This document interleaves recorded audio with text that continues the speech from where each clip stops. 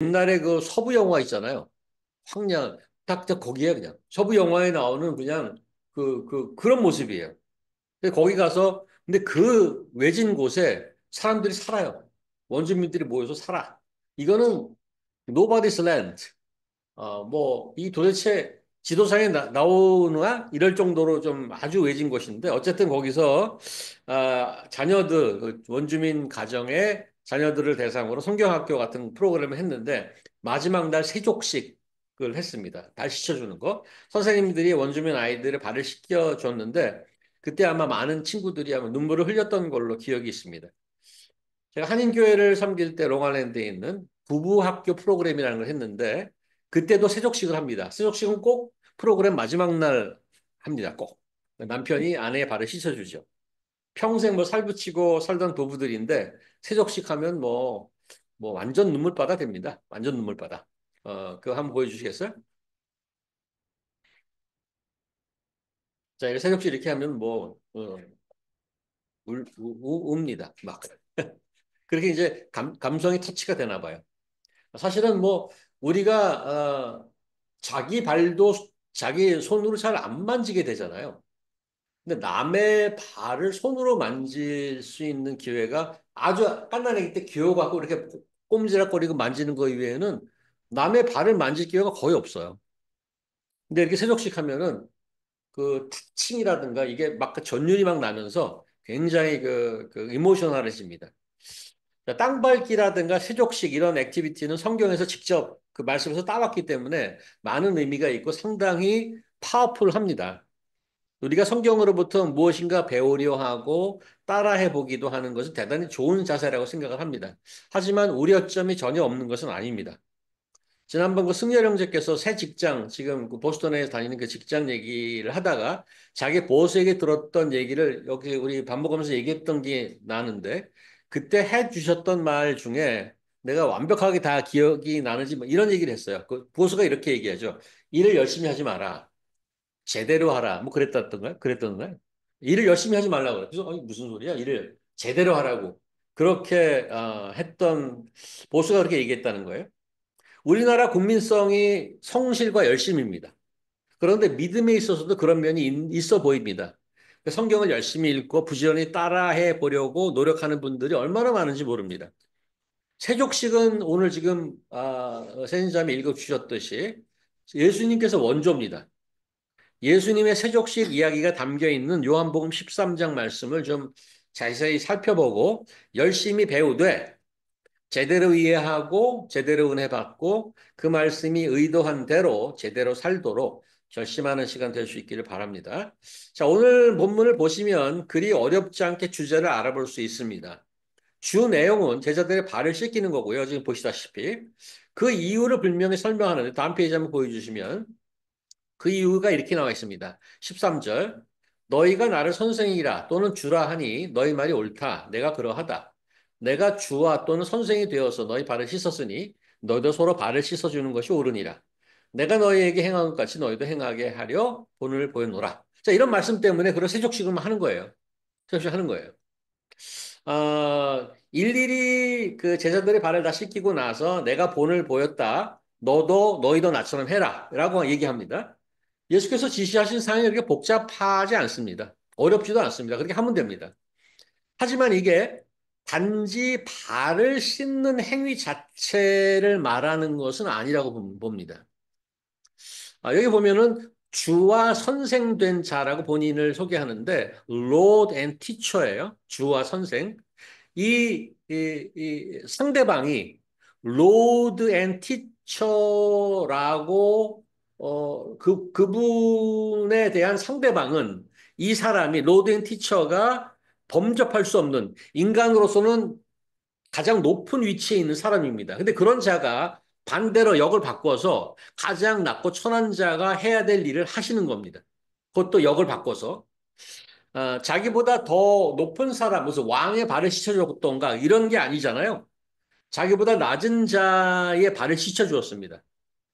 다른 복음서에 보면 예수께서 예루살렘을 이제, 야, 예루살렘 이제 가자라고 결정하고 예루살렘으로 향하면서, 그 제자들 사이에 좀 티격태격하는 장면이 발생하는 것을 볼 수 있습니다. 그들이 서로 이제 좀 싸우는데 싸우는 이유가 이겁니다. 예수님이 이제 예루살렘, 그 저기 갈릴리는 저기 우리나라로 치면 저 함경북도에서 시작을 했어요, 일을. 그러다가 쭉 내려오면서 수도로 가는 거죠. 상경을 하는데 이 제자들이 좀 익사이팅해진 거죠. 야, 이제 드디어 디데이가 오는구나. 아, 우리 주님께서 그 설교하신 것처럼 이제 왕이 되시는구나. 우리가 왕이 되면 뭐 좌의정, 우의정, 뭐 국무총리 이런 거를 너 외교부 장관 이런 걸 해야 될 텐데 누가 뭐 될 건가에 대해서 무지하게 신경을 썼어요. 심지어는 치맛바람에 얹은 것 같아요. 거기 요한의 어머니가 막 와갖고 청탁을 합니다. 그런 장면이 있어요, 성경에. 얼마나 재밌는지 몰라요. 그래서 거기서 굉장히 서로들 신경전이 있었는데 그런 분위기, 그런 상황에서 지금 제자들의 발을 씻겨주는 파격적인 행동을 하신 겁니다. 그 예수님이 그냥 발만 씻고 끝난 게 아니라 하고픈 말이 있는 거예요. 무슨 말씀을 하고픈 거죠? 어떤 자리에 가든 위치에 상관없이 겸손하게 자기보다 더 낮은 자리에 있는 자를 섬기라고 합니다. 그래서 우리는 그분을 servant king, 섬기는 왕이라고 부르죠. 서번트와 king 이 두 단어는 가장 어울리지 않는 미스매치죠. 조합이 맞지 않습니다. 킹은 앞에 붙이려면 룰링 킹 하거나 뭐 소버린 킹 하거나 파워풀 킹 하거나 이렇게 되는데 성경에서 서번 킹이라고 그래. 하지만 예수께서는 마음속에 한 자리 생각하고 있던 제자들에게 직접 본을 보이면서 서번트가 되라고 얘기하는 거죠. 당시 유대교 문화에도 종들이 이제 발을 씻기는 문화가 있었는데 심지어 하인들에게 무슨 일을 다 시킬 수 있는데 기록에 이런 기록이 나와 있대요. 발 씻기는 일은 삼가해라 그렇게 얘기했대. 그게 너무나도 너무나도 그 심한 요구라서 발 씻기는 거는 정말 종들도 안 하는 그런 그런 거란 말이에요. 그런 걸 예수님이 하셨어요. 그래서 예수께서 제자들의 발을 씻겼던 일은 우리에게 이제 서로 섬기라, 서로 사랑하라는 메시지로 쉽게 읽힙니다. 그 메시지가 틀리진 않았습니다. 그런데 이 이야기의 핵심 주제가 요한복음은 사랑이란 말 굉장히 많이 쓰는 그 제자 중에 하나입니다. 많이 발견되는 서로 섬기고 서로 사랑하라라는 것이 오늘 이 이야기의 주제라고 하기에는 생각할 부분이 좀 있다 이겁니다. 그걸 좀 보시자는 거예요. 다시 그 다음 페이지 1절 가시면 1절에 보면 제자들의 발을 씻기기 전에 요한이 이런 코멘트를 답니다. 뭐라고 답냐면 제가 읽어드릴게요. 6월절 전에 예수께서 자기가 세상을 떠나 아버지께로 돌아가실 때가 이런 줄 아시고 세상에 있는 자기 사람들을 사랑하시되 끝까지 사랑하시니라. 발 씻기는 것이 이제 십자가 돌아가시기 전에 마지막으로 사랑의 본을 보여주는 것이라고 이해가 됩니다. 마치 유언을 행동으로 하시는 거죠. 돌아가실 때가 됐으니까. 그런데 2절에 좀 의아한 언급이 나오죠. 마귀가 벌써 시몬의 아들 가롯 유다의 마음에 예수를 팔려는 생각을 넣었더라. 어, 그리고 발을 다 씻깁니다. 그리고 다시 비슷한 그 다음 페이지 보실까요? 다시 비슷한 그 언급을 주시는데 다 시켰어요. 그러면서 뭐라 그러냐면 너희는 다 깨끗하나 다는 아니니라. 다 시켜놓고 그렇게 얘기하는 거예요. 다 이제 시켰어. 너희는 깨끗해졌다. 그런데 다 깨끗한 건 아니다. 이렇게 얘기해요. 그리고 요한이 11절에서 코멘트를 뭐라고 다냐면 이는 자기를 팔 자가 누구인지 아심이라. 그러므로 다는 깨끗하지 아니하다 하시니라. 그래서 이런 이제 요한이 발 씻는 얘기를 쓰면서 이런 코멘트를 중간에 넣었단 말이에요. 어, 끝까지 사랑한다고 말하고 발까지 씻어주면서 이 유다의 얘기를 언급하는 것이 좀 의아하다는 생각이 들어요. 왜 그럴까요? 왜 사랑한다고 그러고 발 씻겨주면서 유다 얘기는 왜 지금 하고 있을까요? 아, 이 이야기는 사실 상당히 그 파워풀한 스토리잖아요. 아까 얘기했지만 그 세족식 하면 그냥 막 울어요. 그냥 울 수밖에 없어요. 울음이 나와. 이 듣는 사람도 이 장면을 보면 강한 인상을 남길 수밖에 없습니다. 그런데 이 오늘 이야기가 또 놀라운 거는 복음서가 네 개가 있잖아요. 마테마가 누가 요한이 있는데 이렇게 이모셔널하고 파워풀한 행위를 예수님께서 하셨는데 이 제자들의 발씻는 얘기가 요한복음에만 있어요. 보통 많은 겹치는 장면들이 많이 있거든요. 근데 이야기가 요한복음에만 있어요. 그것도 한번 생각해 볼 포인트는 돼요. 그때 마태도 있었고 마가는 뭐 제자가 아니었는데 마가는 베드로의 말을 구술했던 그 복음서예요. 그 베드로가 자기도 발 씻겼잖아. 여기 막 나는 못 시킵니다. 막 이렇게 했으니까 얼마나 기억에 남겠어요. 근데 그 얘기는 마가복음에 없단 말이지. 마태, 마가, 누가 이 얘기가 없어요.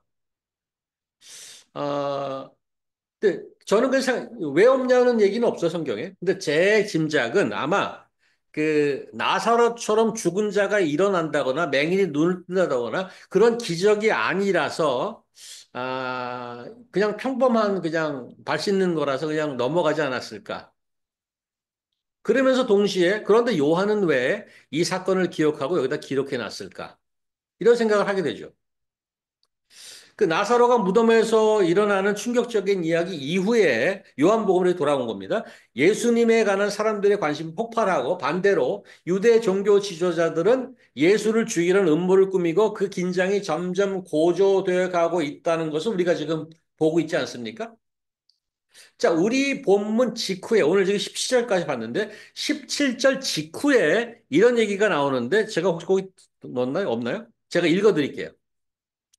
아, 내가 여기다 안 써놨나? 어, 거기 한번 읽어주시겠어요? 누가 한번? 18, 10, 18절에서 21절 누가 한번 읽어주시겠어요? 18절에서 21절까지. 이거 바로 직후에. 에스더 지 보여요? 에서 21절까지. 요한복음. 요한복음. 요한복음 3장 18절에서 21절.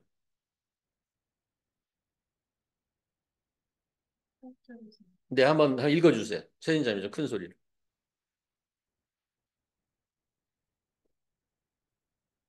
내가 너희를 다 가리켜 말하는 것이 아니라 내가 나의 택한 자들이 누구인지 알미라. 그러나 내 떡을 먹은 자가 내게 발꿈치를 들었다 한 성경을 응하게 하려는 것이니라. 지금부터 이루기 전에 미리 너희에게 이름은 일이 이룰 때에 내가 그인 줄 너희로 믿게 하려 함이노라. 내가 진실로 진실로 너희에게 이르노니 나의 보낸 자를 영접하는 자는 나를 영접하는 것이요 나를 영접하는 자는 나를 보내신 이를 영접하는 것이니라. 예수께서 이 말씀을 하시고 신명에 민망하여 증거하여 가라사대 내가 진실로 진실로 너희에게 이르노니 너희 중 하나가 나를 팔리라 하시니. 지금 발을 씻기는 이 장면 뒤에 또 무슨 얘기 하냐면 누가 나를 팔 거란 얘기를 또 해요. 그래서 다시 보면 여기 전 페이지 보시겠어요? 전 페이지. 지금 1절 어, 읽고 6월절 전에 쭉 하다가 2절 마귀가 전에 시몬의 아들 가룟 유대의 마음에 예수를 팔려는 생각을 넣었더라. 그리고 나서 지금 세진자매님이 읽어주셨던 18절로 점프해서 넘어가는 것이 오히려 플로우가 더 자연스러워요. 왜냐하면 유대 지도자들이 지금 쪼아들고 있어요. 그런데 보니까 내부적으로도 갈등이 있는데 유다가 예수님을 팔려고 하고 있어. 그 얘기를 쭉 연결해서 할 수 있어요. 지금 마귀가 벌써 시몬의 아들 가룟 유대의 마음에 예수를 팔려는 생각을 넣었더라. 그리고 일로 넘어가면 민망해서 얘기하기를 이 중에 누가 나를 팔리라 하고 가야 얘기가 자연스럽단 말이에요. 무슨 말인가 하면 지금 3절부터 발 씻는 장면이 이 유다의 예수를 팔려는 얘기 조금 더 넓히면 종교 지도자들이 예수를 죽이려는 얘기 속에 끼어서 들어가 있어요. 그런데 이야기를 뭐라 그러냐면 세상에 있는 자기 사람들을 사랑하시되 끝까지 사랑하시니라. 이루고 이 얘기를 집어넣는다. 그러니까. 그래서 생각을 하셔야 돼요. 제가 다른 복음서에는 없다고 그랬어요. 이 복음서에 그러니까 요한은 뭔가를 본 거예요. 제가 보기에 요한은 이 예수님의 행동을, 물론 성령의 인치는 있었겠죠. 예수님이 하셨던 이 행동에서 뭔가를 봐서 여기다 집어넣은 거라. 그게 뭐냐 이거야. 그걸 지금 여러분과 같이 나누시려고 그래요. 자,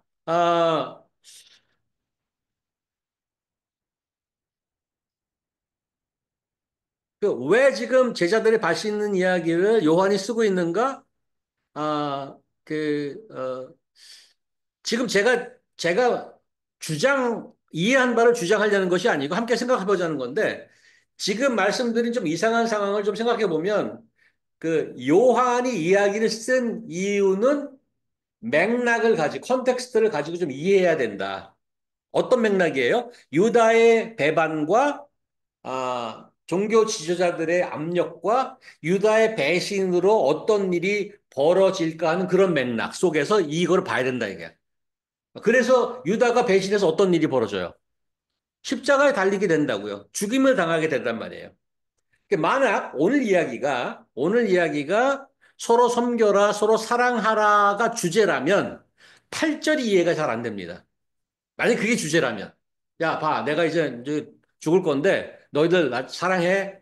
그게 주제라면 8절에 뭐라 그러냐면 베드로가 나 안 씻을래요. 어떻게 주님께서 저를 씻을 수 있습니까? 그러니까 예수님이 이렇게 대답하셔. 내가 너를 씻어주지 아니하면 내가 나와 상관이 없느니라. 사랑이라는 컨텍스트로 이 말을 해석하려면 해석이 잘 안 돼요. 어떻게 해석할 수 있냐면 이 말은 약간 스토커처럼 들려. 야, 너 내가 사랑해 주는 거 싫어? 내가 주는 선물 다 받아야 돼. 내 선물 안 받으면 너 나 사랑하는 거 아니야? 이런 식으로 들린단 말이에요. 사랑이라는 컨텍스트로 이걸 이해하려면 성경에 씻는다는 표현은 구약에 나온 것처럼 거의 죄를 씻는 의미로 사용됩니다. 예수께서 제자들의 발을 씻겨주시는 것은 그들의 죄를 씻어주시는 상징인 것입니다. 그리고 7절에 뭐라고 돼 있어요? 7절에 보면 예수께서 대답하시되 내가 하는 것을 내가 지금은 알지 못하니 이후에는 알리라. 이것도 어떤 사랑의 컨텍스트로 하면 이해가 잘 안 가요. 내가 너희들 사랑해 주잖아. 근데 너 지금 모를 거야. 이게 아니란 말이에요. 뭔가 다른 얘기를 하는 거예요. 그래서 예수께서 제자들의 발을 씻어주는 이야기 전후에 요한은 계속 유월절을 계속 언급하셨죠. 언급하고 있죠. 오늘도 언급하고 있어요. 이 전에는 유월절 닷새 전에, 지난번 시간은 유월절에, 오늘도 유월절 전에 하고 유월절 얘기를 계속 얘기해 주면서 마치 카운트다운을 하는 것 같아. 3, 2, 1, 땡 하고 유월절까지 가는 거죠. 이 이야기 글로 끌고 가는 거예요. 어, 그리고 유저 종교 지도자들의 지변 음모가 강해지죠. 동시에 예수님의 서클 내부에서 유다가 스승을 배신할 시간이 다가오죠. 이때 예수께서 식사하시다가 갑자기 일어나서 수건을 허리에 두르고 제자들의 발을 일일이 씻겨준단 말이죠. 물론 유다의 발도 씻겼어요. 그리고 세상에 있는 자기 사람들을 사랑하시되 1절 끝까지 사랑하시니라. 세상에 있는 자기 사람들을 사랑하시되 이 방에 있는 제자들이 아니고 세상에 있는 자기 사람들을 사랑하시되 끝까지 사랑하시니라. 이 문장을 십자가의 죽음과 사랑을 생각하면 이 문장이 이해가 됩니다. 자, 이렇게 설명을 듣고 다음 편 페이지 15절 다시 가보시겠어요? 아까 읽어드렸죠? 이거 다시 보면 예수께서 제자들의 발을 씻겨주는 것이 온 인류의 죄를 씻겨주시는 상징으로 하신 거라면 13, 15절은 이제 그러면 우리는 어떻게 살아야 될 것인가 하는 적용의 문제입니다. 적용. 그럼 우리는 어떻게 살아야 돼? 아까 처음 제자들의 발을 씻겨주는 주제가 서로 사랑하라, 서로 겸손히 섬기라라고 주로 익히라고 했는데 그 말이 틀리지 않습니다. 맞습니다. 그런데 서로 사랑하고 겸손히 섬기는 데 있어서 반드시 전제가 있습니다. 그 전제가 뭡니까? 오늘 지금 얘기하고 있는 그것은 예수께서 여러분과 저의 죄를 씻겨 주셨다는 사실입니다. 그것이 전제되어야 하는 거죠.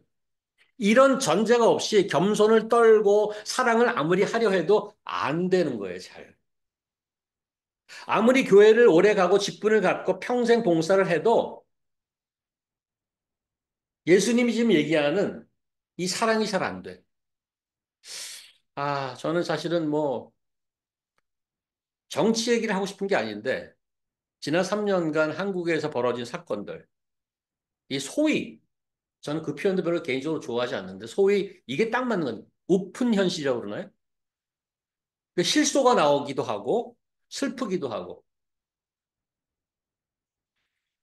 아, 이 오픈 현실은 지금 오늘 성경에서 얘기하는 예수께서 내가 너의 발을 씻겨주지 않으면 너랑 나랑 상관없다. 이렇게 단호하게 말씀하시는데 그게 안 되면 오픈 현실은 계속될 겁니다. 예수를 알고 예수를 따르겠노라고 믿는 크리스천들이 현재 대한민국에서 어떤 위치이고 어떤 영향을 끼치고 있는지 뼈저리게 반성해야 된다고 생각합니다. 뭐 뉴욕에 있는 여러분과 저도 마찬가지입니다. 한국에 없다고 그래서 그 예외는 아닙니다. 예수 그리스도의 죄 쓰임의 용서가 아니면 오랫동안 사람들 사이에 바이러스처럼 퍼져 있는 우상과 그 병을 고쳐낼 수 없습니다. 민주주의란 제도 하에 살고 있잖아요. 근데 민주주의란 제도 안에 살고 있는데 그 안에 뿌리 깊게 박혀 있는 것들이 있더라고. 가만히 보니까. 그게 이번 지난 3년간 다 드러난 거라고 생각해요. 어떤 면에서는 그런 게, 뭐 나중에 이제 일이지만 그 긍정적인 면이에요. 슬프지만. 천박한 엘리트주의, 각종 카르텔, 계급주의 사상. 이게 얼마나 뿌리 깊은지 알 수 없습니다. 여러분과 저도 예수 그리스도의 십자가 안에 철저하게 회개하고 새롭게 변화하지 않으면 세상이 교회를 향해서 손가락질하는 거기서 자유로울 수 없습니다. 세상이 무서워서 그런 게 아닙니다. 예수님의 말씀이 무섭습니다. 예수님이 뭐라고 그러셨느냐면 내가 너를 씻어주지 아니하면 내가 나와 상관이 없느니라. 굉장히 단호하게 얘기했어요. 이건 사랑의 이야기보다 훨씬 더 깊습니다. 70년대 대한민국 이게 74년인가 73년에 발표된 곡이라고 그러는데 신중현의 미인이라는 곡이 있습니다. 아시죠? 한 번 보고 두 번 보고 자꾸만 보고 싶네. 아름다운 그 모습을 자꾸만 보고 싶네. 그 누구나 한 번 보면 자꾸만 보고 있네. 그 누구의 애인인가? 정말로 궁금하네. 그다음 후렴이 백미죠. 모두 사랑하네. 나도 사랑하네. 모두 사랑하네. 나도 사랑하네. 살다 보니까 세상에서 제일 쉽고 즐거운 게 있더라고요. 쉽고 즐거운 거. 뭔지 아세요? 사랑스러운 사람을 사랑하는 거예요. 되게 이지예요. 사랑스러운 사람을 사랑하는 거예요. 그리고 재밌고 즐거워요. 얘도 그잖아. 신중현이도. 모두 사랑한다고. 아름다운 여인을. 거기다 나도 사랑해. 예수께서 우리를 그토록 사랑하셨죠. 너무너무 사랑해서 우리를 위해 죽기까지 하셨어요. 우리가 사랑스러웠나요? 우리가 가장 사랑스럽지 않을 때 그렇게 하셨습니다. 우리가 아직 죄인 되었을 때. 그리스도께서 우리를 위해 죽으심으로 하나님께서 우리에 대한 자기의 사랑을 확증해 주셨고요. 이제 우리가 그 피로 말미암아서 주께서 흘리신 그 피로 말미암아서 의롭다 함을 잊게 되었습니다. 서로 사랑하자, 서로 겸손하자, 서로 섬기자. 예수께서 먼저 여러분과 저의 발을 씻겨주지 않으면 불가능한 일. 사랑하는 성도 여러분, 질문 들어갑니다. 예수께서 여러분의 죄를 씻겨주셨습니까? 만약 그렇다면 우리는 이제 서로 사랑할 수 있습니다. 겸손히 누구나 지위 고하를 막론하고 누구나 사랑할 수 있습니다. 섬길 수 있습니다. 만약 아직 예수께서 여러분의 죄를 씻겨주지 않으셨다면 다른 말로 하면 만약 여러분께서 아직 예수님께서 내미시는 사랑의 손길을 잡지 않았다면 이제 그 손을 잡아주시기 바랍니다. 그러면 예수님의 그 두 손이 여러분의 발을 향할 것입니다. 여러분의 발을 씻겨주실 것입니다. 여러분과 저는 그 시간부터 진정한 사랑과 섬김을 시작하실 수 있습니다. 말씀을 기억하면서 여러분과 저를 시켜주신 그 예수님을 따르기로 가슴에 새기고 살아가는 여러분과 제게 되기를 간절히 바랍니다. 기도하겠습니다. 하나님 감사합니다. 죽음을 앞두고 예수께서는 제자들의 발을 씻겨주셨습니다. 그냥 이벤트성 행사가 아니고 사랑하시되 끝까지 사랑하시는 그 하나님의 열심을 그렇게 보여주셨습니다. 그리고 저희도 그렇게 살도록 부탁하셨습니다. 2000년이 지났습니다. 수많은 사람들이 왔다 갔습니다. 저희는 어떤 모습으로 왔다 갈지 모르겠습니다. 저희는 많이 배웠고 더 많이 누리고 지금도 잘 살고 있습니다. 천박한 엘리트주의에 빠지지 않게 도와주시고 하나님의 아들이신 예수께서 이 땅에 내려오셔서 말도 안 되는 죄인들의 발을 씻어주신 것처럼 저희도 흉내라도 내면서 살 수 있도록 하나님 인도하여 주시옵소서. 예수님 이름으로 기도합니다. 아멘.